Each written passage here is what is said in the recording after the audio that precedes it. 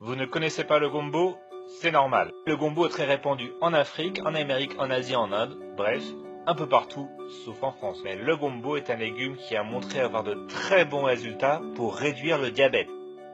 Un conseil simple pour contrôler le diabète, mangez des gombos. Le diabète se développe partout dans le monde à cause de la mauvaise alimentation que nous subissons et devient une épidémie aux conséquences très graves. Le diabète survient quand le taux de sucre dans le sang est trop élevé et cela a des conséquences graves, entraînant des risques accrus de crise cardiaque, d'insuffisance rénale et des problèmes nerveux avec de la perte de sensation dans les mains et dans les pieds en particulier. Les personnes atteintes de diabète doivent parfois s'injecter de l'insuline ou payer des traitements très coûteux avec de nombreux effets secondaires. Mais il faut être conscient qu'il existe aussi des méthodes naturelles pour faire baisser le taux de sucre dans le sang, comme par exemple les gombos. Vous pouvez en acheter dans de nombreux magasins qui vendent des fruits et légumes. C'est un légume vert qui ressemble un peu à un gros piment, même si ça n'est pas épicé du tout. Les gombos sont aussi appelés cabot sur l'île de la Réunion, calou en Guyane et gnanouia au Maghreb. En plus d'avoir un effet positif sur le contrôle de la glycémie, les gombos possèdent de nombreux avantages pour la santé. Ils sont une source de fibres alimentaires, d'importantes vitamines et minéraux, ainsi que de puissants antioxydants.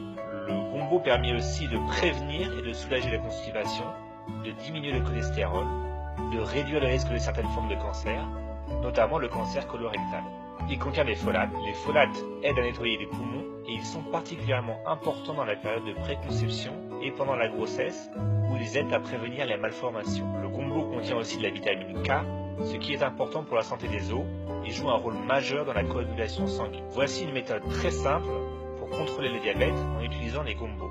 Il faut commencer par laver les gombos et il faut vraiment bien les laver en utilisant une brosse à légumes ou du papier essuie-tout par exemple. Coupez ensuite les deux extrémités. Piquez les gombos avec une fourchette sur les côtés ou divisez-les en deux. Placez les gombos dans un récipient et remplir d'eau à température ambiante. Couvrir, puis laisser reposer les gombos pendant la nuit. Le lendemain, vous pouvez retirer les gombos de l'eau et vous pouvez maintenant boire cette eau qui est un véritable remède contre le diabète. Vous allez voir que cette eau est un petit peu gluante car les gombos sont par nature un peu visqueux. En fait, c'est parce que les gombos sont très riches en fibres solubles. Les fibres solubles sont importantes pour vous maintenir en bonne santé. Elles jouent un rôle primordial pour ralentir la digestion des glucides et aident donc à limiter les pics de glucose dans le sang après les repas. Si votre taux de sucre dans le sang est régulièrement trop élevé, vos reins sont peut-être parfois impactés négativement. Mais cette méthode permet d'aider à prévenir la détérioration des organes par le diabète. Il est aussi recommandé d'ajouter des recettes à base de gombo dans votre alimentation de tous les jours.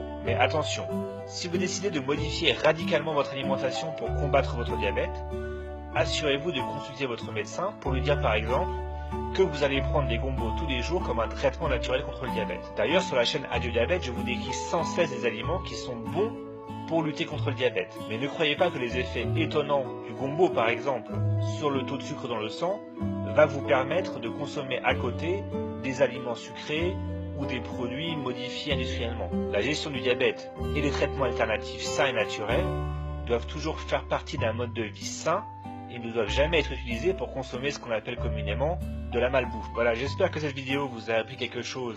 Et si c'est le cas, n'hésitez pas à mettre un j'aime sous la vidéo et à partager cette vidéo avec quelqu'un que vous connaissez et que ça peut aider. Bonne journée à tous.